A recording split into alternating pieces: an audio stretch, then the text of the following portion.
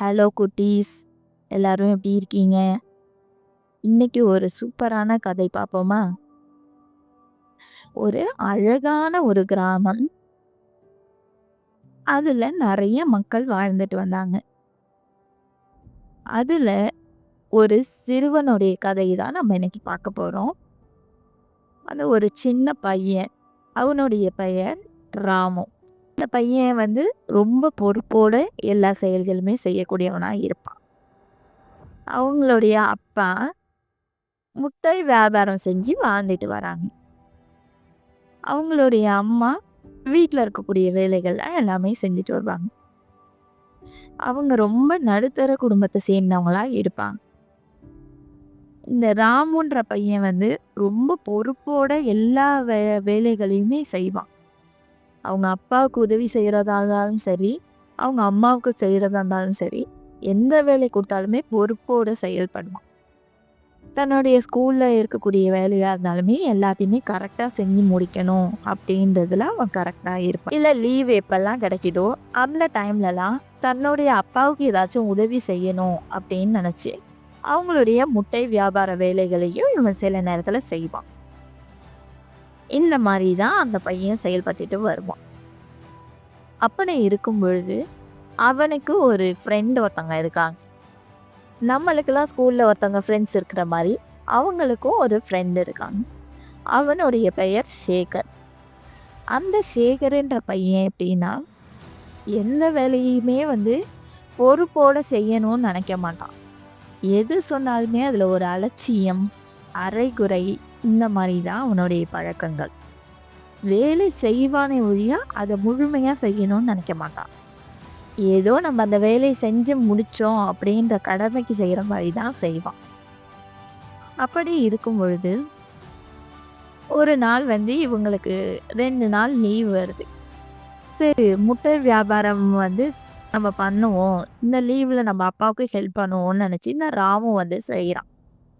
செய்யலாம்னு நினைக்கும் போது அவனுடைய ஃப்ரெண்ட் இருக்காங்கல்ல சேகர், அவங்களோட அப்பாவும் முட்டை வியாபாரம் தான் பார்த்துட்டு இருக்காங்க. சரி, நம்ம 2 பேருமே சேர்ந்து போய் நம்ம முட்டை வியாபாரத்தை பார்ப்போம், நீயும் வரியான்னு சொல்லி கூப்பிட்றான். கூப்பிடும்போது ஓகே நானும் வரேன்னு சொல்கிறான். அவன் எல்லாத்தையுமே முட்டைகள்லாம் எடுத்துட்டு வந்துட்டு இருக்கான். முட்டை வீட்டில் ராமோட வீட்டில் காலியாக இருந்திருக்கு. சரின்ட்டு முட்டைகள் வாங்குறதுக்கு சந்தைக்கு போயிட்டு வருவோம் அப்படின்னு சேகரையும் சேர்த்து கூப்பிட்டுட்டு போயிட்டு வரான். வாங்கும்போது ராமுவும் முட்டைகள் எல்லாத்தையுமே வாங்கியாச்சு. சேகரும் எனக்கும் கொஞ்சம் கம்மியாக தான் இருக்குது, நானும் கொஞ்சம் முட்டைகளை வாங்கிக்கிறேன் அப்படின்னு சொல்லிட்டு அவனும் வாங்கி முட்டை பெட்டியில் 2 பேருமே வச்சுட்டாங்க. ராமு என்ன பண்ணானாக்கா முட்டையும் வாங்கி அவங்க பெட்டியில் அழகாக வச்சுட்டு ஒரு பூட்டு வாங்குறான் கடையிலேருந்து. வாங்கி அந்த பெட்டியை போட்டு லாக் பண்ணுறான். சேகர் கேட்குறான், இது எதுக்காக லாக் பண்ணுற நீனு? முட்டைகள்லாம் சேஃப்டியாக பெட்டியில் தானே இருக்குது, அப்புறம் எதுக்கு நீ லாக் போடுறன்ட்டு கேட்குறான். இல்லை, எதற்கும் சேஃப்டியாக இருக்கிறதுக்காக தான் நான் பண்ணுறேன், நீ வேணாலும் வாங்கிக்கோ, நீயும் ஒரு பூட்டு வாங்கி உன்னோட பெட்டிக்கு லாக் போட்டுக்கோ அப்படின்ட்டு சொல்கிறோம்.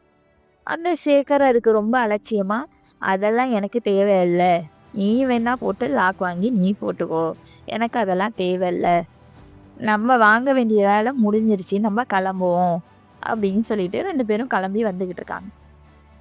வர வழியிலேயே ரொம்ப தாகமாக இருந்துச்சு. சரின்ட்டு தண்ணி குடிப்போம் அப்படின்றதுக்காக ஒரு மரத்துக்கு அடியில் அவங்களுடைய வண்டியை நிறுத்திட்டு தண்ணி குடிக்கிறதுக்காக போகிறான். போயிட்டு தண்ணி குடிச்சிக்கிட்டே இருக்கும்போது பார்த்தா அந்த மரத்துக்கு மேலே இருந்த ஒரு 2-3 குரங்குகள் என்ன பண்ணுதுன்னா அந்த வண்டியில் வச்சுருக்கக்கூடிய முட்டைகள்லாம் பார்த்துட்டு எல்லாம் விளாண்டுக்கிட்டு இருக்கு. எடுத்து எதில் உள்ளது? சேகர் வச்சுருந்தா அந்த பெட்டியில் இருக்கக்கூடிய முட்டைகளை எடுத்து குரங்குகள்லாம் உடச்சிக்கிட்டு இருக்கு. ராமுவோடது எதுவுமே எடுக்கலை. ஏன் எடுக்கலை அப்படின்னா ராமு ஆல்ரெடி சேஃப்டியாக இருக்கணுன்றதுக்காக ஒரு பூட்டு வாங்கி லாக் பண்ணிட்டான். அவங்க தண்ணி குடிச்சிட்டு பார்க்கும்பொழுது எல்லாத்தையும் சேட்டை பண்ணுறதை பார்த்துட்டு ஓடி அதுக்கப்புறம் அந்த குரங்குகள்லாம் துரத்தி விட்றாங்க. இந்த மாதிரி பாதி முட்டைகள்லாம் இந்த மாதிரி குரங்குகள் சேட்டை பண்ணி எல்லாத்தையும் வீணடிச்சிருச்சு. அப்போதான் ராமு சொல்றான், இந்த மாரி ஏதாச்சும் ஒரு செயலுக்காக தான் நான் சொன்னேன். எதுக்கும் சேஃப்டியா இருக்கட்டும் நீ ஒரு லாக் வாங்கி போடுன்னு சொன்னா, நீ ஆனா என் பேச்சையே நீ கேட்கல அப்படின்னு சொல்றான். அந்த சேகரும் அதுக்கு சொல்றான், நீ சொன்னது கரெக்ட்டு தான். ஆனா நீ செய்யாதது என்னுடைய தவறு தான் அது. இனிமேலாவது நான் பொறுப்போட செயல்படுறேன். எதுலயும் நான் அலட்சியமா இல்லாம நான் கொஞ்சம் பொறுப்போட இருக்கேன். அப்படின்னு சேகர் ராமு கிட்ட சொல்றான். இப்ப இந்த ஸ்டோரி மூலமா நம்ம தெரியக்கூடிய விஷயங்கள் என்ன அப்படின்னா, நம்ம எந்த வேலையை நம்மள்ட்ட குடுத்தாலுமே, அத நம்ம பொறுப்போட கரெக்ட்டா செஞ்சு முடிக்கணும். அப்படின்றது ஒண்ணு. எந்த இதுலயுமே நம்ம அலட்சியப்படுத்தக்கூடாது. அலட்சியப்படுத்தினா என்ன ஆகும்?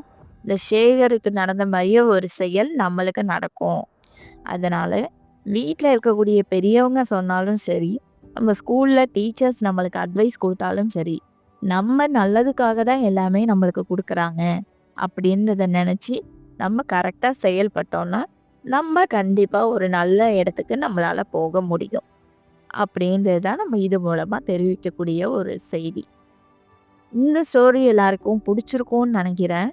புடிச்சிருந்தா லைக் பண்ணுங்க, ஷேர் பண்ணுங்க, சப்ஸ்கிரைப் பண்ணுங்க.